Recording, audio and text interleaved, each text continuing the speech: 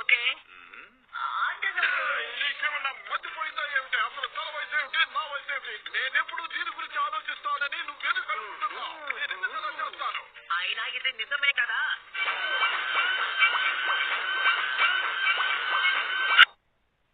నువ్వు వచ్చావని నాకు తెలుసు.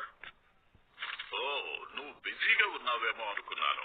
ఇలా తొంగి చూడడం ఆపుతావా ఆపవా? ఇలా ఆడవాళ్ళని తొంగి చూడడం నువ్వు మానేసాయి.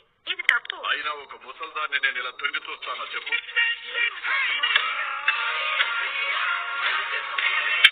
ఇప్పుడు మీరు చెప్పింది నాకు బాగా అర్థమయ్యింది. నువ్వు గొప్పవాడివి అవుతావు, చాలా గొప్పవాడివి. వెళ్ళొస్తాను, మళ్ళీ ఎప్పుడైనా కలుద్దాం. ఓ అన్నట్టు నేను ఒక అబ్బాయిని. అసలు వీళ్ళకు సాగురా కన్నా తను అందంగా ఉన్నాడే.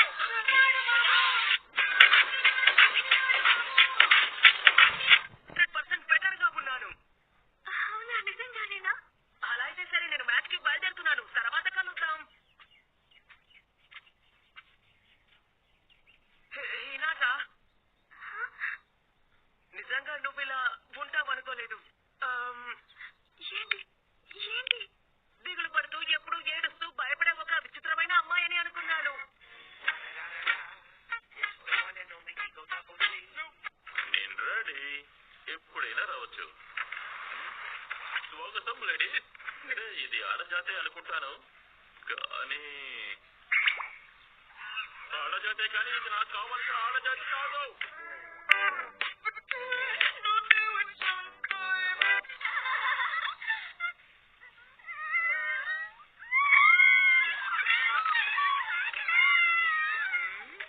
ఇప్పటికొచ్చినట్టున్నారు. ఎప్పటికైనా వచ్చినందుకు కృతజ్ఞతలు.